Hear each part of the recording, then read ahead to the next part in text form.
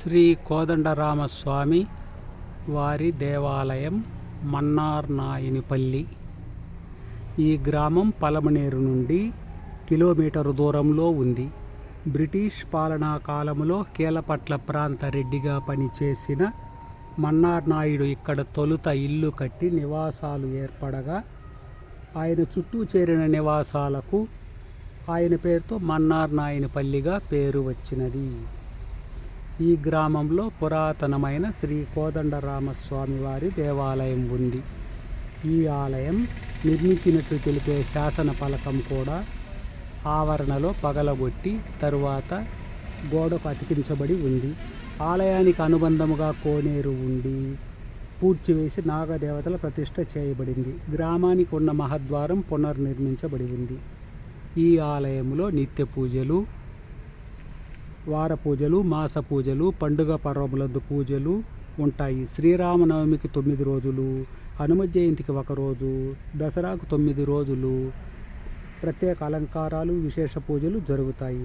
పూర్వకాలంలో పార్వేటోత్సవం దిక్కులకు పేరుగా జరిగేది.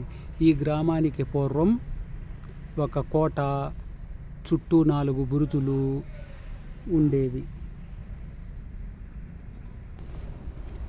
పగిలిపోయిన శిలాశాసనాన్ని తిరిగి గోడకు అతికించిన దృశ్యం.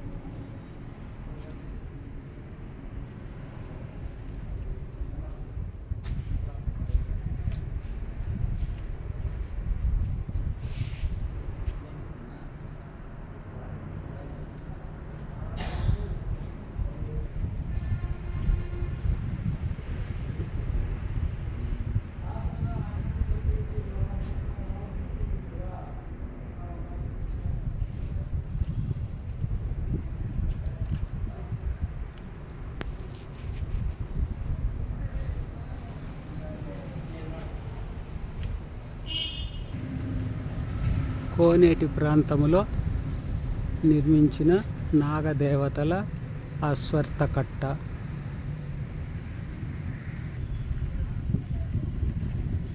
గ్రామ మహద్వారము.